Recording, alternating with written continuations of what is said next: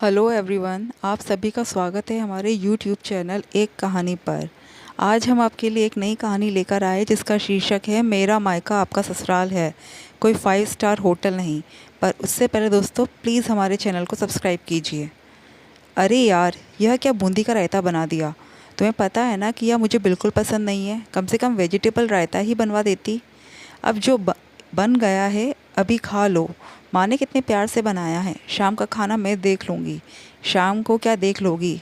हो गई आओ भगत, थोड़ी देर में ही निकलेंगे हम यहाँ से। इसलिए मैं तुम्हारे साथ आना पसंद नहीं करता। पर नहीं, तुम्हें तो मायके आने की लगी रहती है।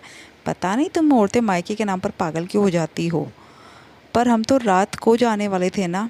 कह दिया ना, बस कह दिया।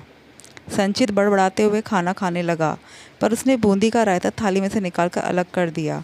देखकर नित्या को बिल्कुल भी अच्छा नहीं लगा। कितने प्यार से माँ ने बीमार होने के बावजूद भी संचित और उसके लिए खाना बनाया, पर उसे तो बिल्कुल कद्र ही नहीं है। मन ही मन नित्या सोचने लगी कि माँ, पता नहीं माँ को भी क्या है। कम से कम मेरे आने का इंतज़ार ही कर लेती तो मैं ही आके खाना बना देती। पर उनकी भी क्या गलती। घर से निकलते समय फ़ोन किया था कि मम्मी हम बस आ रहे हैं, जैसे यहाँ सब कुछ तैयार ही मिलेगा।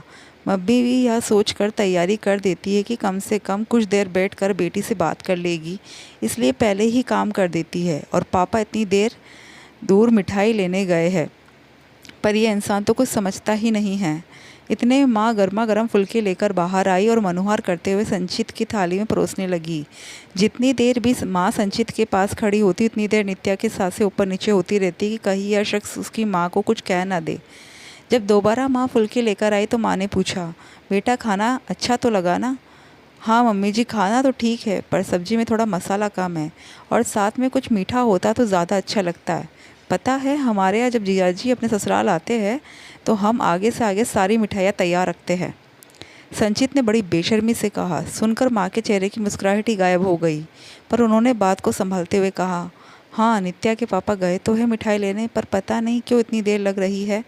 तभी बाहर स्कूटर रुकने की आवाज़ आई तो माँ ने फटाफट दरवाजे के पास गई। देखा तो नित्या के पापा मिठाई लेकर आ गए थे। आते ही बोले, आज तो बहुत ज़्यादा भीड़ थी, कहीं तुमने खाना तो नहीं खिला दिया। नहीं नहीं, अभी बस खाना खाने बैठे ही है, तो जल्दी से मिठाई परोस दो। बस पापा कहना था कि माँ फटाफट रसोई में दौड़ी और एक प्लेट में मिठाई सजाकर ले आई। माँ को इस तरह भाग भाग कर काम करते देखकर नित्या को बिल्कुल अच्छा नहीं लग रहा था, पर करती भी क्या। संचित ने ज़बरदस्ती अपने साथ ही बिठा लिया। अभी शादी 3 महीने पहले ही हुई है, इसलिए नए दामाद नाराज़ ना हो जाए सोचकर माँ ने भी उसे संचित के साथ ही बैठकर खाना खाने को कह दिया। इस 3 महीने की शादी में संचित जब भी ससुराल आता तो माँ पापा उसकी सेवा में हाजिर ही रहते। भैया भाभी तो अपने काम के सिलसिले में दूसरे शहर रहते थे। मम्मी पापा का वहाँ मन नहीं लगता था तो वो लोग यहाँ रहते थे। पर संचित में इतनी भी अक्ल नहीं कि क्यों बुज़ुर्गों को परेशान करना। अरे उनके घर में सब कुछ आगे से आगे तैयार होता है। आगे पूरा परिवार एक साथ रहता है, दोनों बहुएं सेवा में हाजिर रहती है। पर यहाँ वैसे उम्मीद करना तो गलत है। नित्या कुछ कहना भी चाहती तो मम्मी पापा मना कर देते। खैर, खाना होने के बाद थोड़ी देर बैठे ही थे कि संचित ने जाने की ज़िद पकड़ ली। पापा मनोहार करने लगे, बेटा कुछ देर तो रुक जाओ, आज तो वैसे भी तुम्हारा संडे है। पर काम का बहाना बनाकर सचिन ने वहाँ से विदा ले ली। भारी मन से नित्या संचित के साथ वापस ससुराल आ गई। उन दोनों को इतनी जल्दी आया हुआ देखकर सासू माँ ने पूछा, अरे तुम लोग इतनी जल्दी कैसे आ गए, तुम तो रात को आने वाले थे ना। अरे मम्मी, इसके मम्मी पापा को दामाद के अवगत करना ही नहीं आता। वही सब्जी रोटी बनाकर पकड़ा देते हैं। यह तो मुझे यहाँ पर ही मिल जाता है, तो मैं वहाँ क्यों जाऊँ। मेरा तो बिल्कुल भी मन नहीं लगता वहाँ पर। सासू माँ ने नित्या की तरफ देखा तो वो निगाहें नीचे कर अपने कमरे में चली गई, पर संचित ने अपना बोलना बदस्तूर जारी रखा। अरे हमारे यहाँ देखो, जब भी जीजाजी आते हैं तो कैसे सब उनकी सेवा में लग जाते हैं। कितने तरह के पकवान बना देते हैं और मिठाइयाँ उनके तो कहने ही क्या। जबकि मेरे ससुराल में क्या बनाया, पनीर की सब्जी, दाल और रायता, वो भी बूंदी का जो मैं खाता नहीं। और मिठाई भी खाना खा रहे थे उस समय ससुर जी लेकर आए। बाप रे, मैं तो अगली बार से नित्या को सुबह छोड़ आऊँगा और शाम को ले आऊँगा।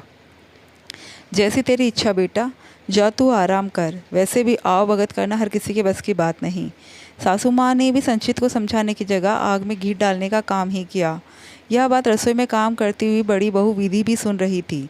उसे नित्या के लिए बहुत बुरा लग रहा था। संचित शुरू से ही बड़बोला है। विधि के साथ भी एक दो बार ऐसी हरकतें कर चुका है। जब अपने बड़े भाई भाभी के साथ उनके मायके गया था, तब भी घर आकर उसने विधि के मायके वालों की मेहमान नवाजी पर प्रश्न उठा दिया था। वो तो संचित के बड़े भाई अनुज समझदार थे, इसलिए बात ज़्यादा आगे बढ़ी नहीं, पर खुद के ससुराल में भी यही हरकतें। विधि नित्या के पास गई और उसे समझा बुझाकर रसोई में ले आई। बात आई गई हो गई।